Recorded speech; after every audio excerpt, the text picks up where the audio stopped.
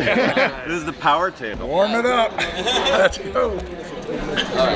Okay, set us up, guys. Which names? What you do on the show? I'm Todd Slavkin, one of the showrunners of the Mysterious Benedict Society. Okay, on okay. I'm Darren Swimmer, one of the showrunners too. We're partners in crime. Make all the things happen, right? Yeah. Like everybody. I'm going to start with the hard question. Whenever you're adapting a book, you know you have to deal with the fans of the book that want to see it to be as loyal as it was in the page. And we also know that translating page to page will never work. Yeah. Because it's a media. How do you guys find that balance? And season 1 was very highly rated by the fans of the book and by non-fans of the book because of how we managed to find that balance. And I know that season 2 strays a little bit more. So how do you find that balance without alienating the fans of the book? But, yeah. It's a good question. It's all about the characters. So if you maintain the integrity of the characters, that's what book fans, as a book fan of stuff myself, that's really, really important. In terms of plot, if I've read the book, I don't want to see the same exact thing. That would be boring. So we try to mix it up a little and take the ideas of the book in terms of story, but put our own spin on it. So if you're a book fan, you're like, that feels, it's all about the feel of it, right? That feels so much like the book, but that's cool because I didn't expect that. This was a new take on the material. In season 1 of Benedict, there wasn't a lot of female representation in the book, so that was something immediate. We're like, we got to make Kate and Constance, we got to cut away to them more, let's make them roommates, let's make them spend more time. And there were no adults in the book. The book's kind of, the adults disappeared, so let's have them at this encampment across the way. That's all new, that wasn't in the book. Giving Tony and Kristen and Mamea that place in the story. And so the book was a children's book. The show is a family viewing. So in that adaptation, that was a really important part of how we did it. Was there a reason you chose a certain, I can't tell the exact year, it's hard to tell if it's 50s or 70s? It's timeless. There is no year. How is playing in those worlds? How does it? So fun. Are those choices you made, or they just tell me about those choices? I mean, not having cell phones is really great. Any writer will tell you, writing things where it's like, well, why can't they just call? Why do I have to go over and talk to the person? Why can't they just call? So I mean, it's nice to do that, but I think it's just the aesthetic. There's something about and it was established in the books, and we really embraced it. It's beautiful for the show. It's where really it's like somehow our reality diverted off somewhere around the 70s. So we have electric cars. It looked like it was the 50s as shot in the 70s. Yes.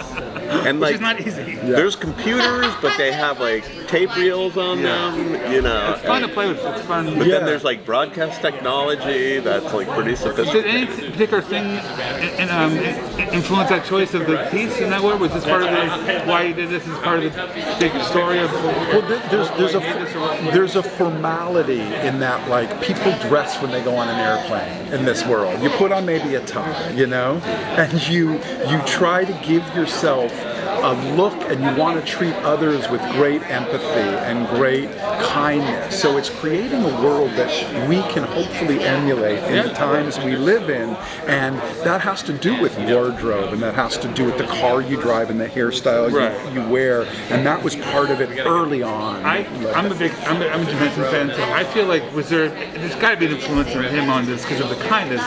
There are only a few people in that you probably would have seen early on, like, that were doing kindness, and it was Mr. Rogers and him. He had a much better shtick.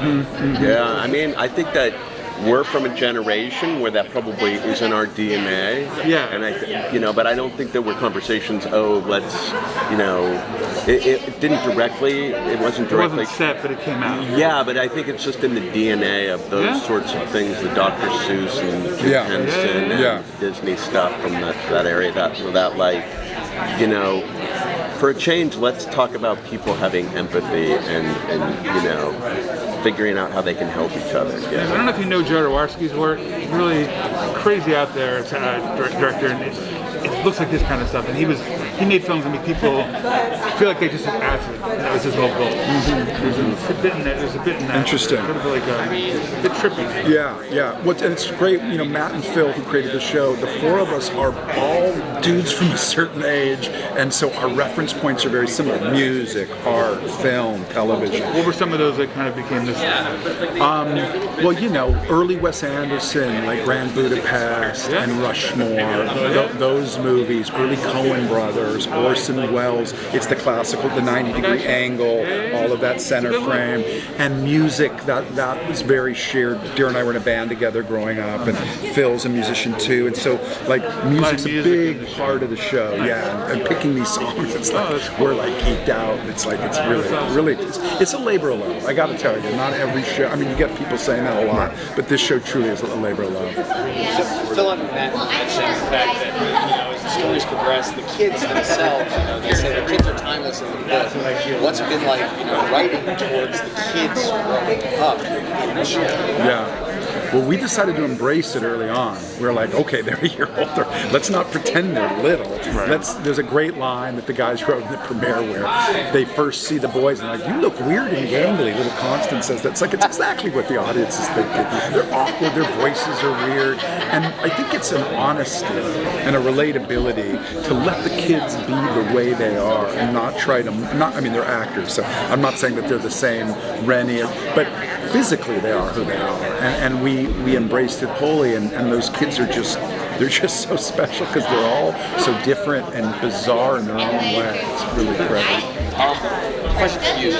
With TV, especially first season, with kids, sometimes growing pains, and then season 2 hit a stride, what were some of the challenges you had on the back end with the pandemic hitting? Did it stall the groove? Did you run right through it? How did you guys manage it? I mean, we were delayed because of it, and we were one of the first shows to start filming. This was like in the middle of for season 1 I'm talking about, and we just had an incredible team in Vancouver that pulled together, and the cast and the crew and people worked under not great conditions and did a fantastic job. It was very isolating because they couldn't see their families and stuff like that, but I think that it let everybody grow closer. And then by season 2 it was like kind of old news for everybody. Like, we're so used to like testing and wearing masks and like there's a face mask on top of the mask, and then one day they were like, you don't have to wear a mask outside. So that was a big deal.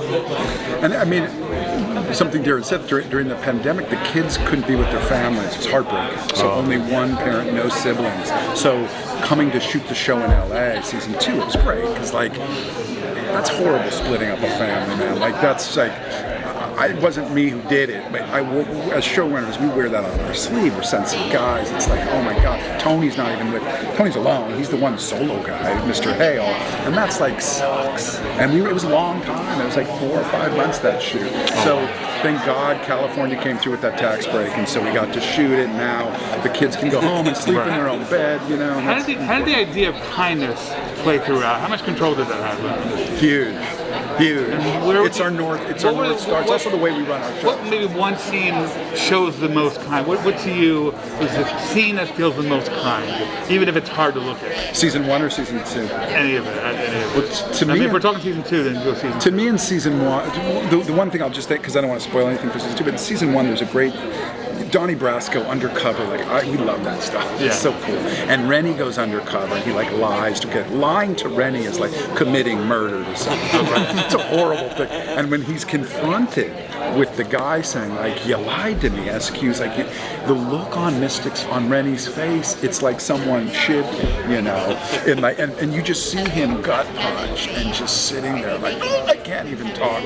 And it's weird because it doesn't show kindness, but it shows the reaction to doing something bad through the eyes of someone that kindness is their North Star, if that makes Right, sense. it's still showing kindness. Yeah. You don't need to keep kindness this very safe and easy every time. No, totally. And also just the way we run the show, being on set, right? Like, it's big for us. It's big. Man, like, you guys gotta treat everyone with love and respect, and it's this mandate. And, I think that message also right now is super important to hear as loud as we can tell it. yeah. Because it's all we have right now. I know. As the showrunners on the show, what is like the biggest restrictions that you guys have had adapting this particular story? Like, what's the wall that you've hit? Like, man, we can't do that. Yeah. I mean, it's Disney, though. I don't feel like that wall exists, right? Like, Oh, that wall exists. We have to go. We're gonna kick out of our room. Yeah, of course. Great Thanks. name, that was a quick answer. But it's true. See you guys. Thank you again for your time. so much.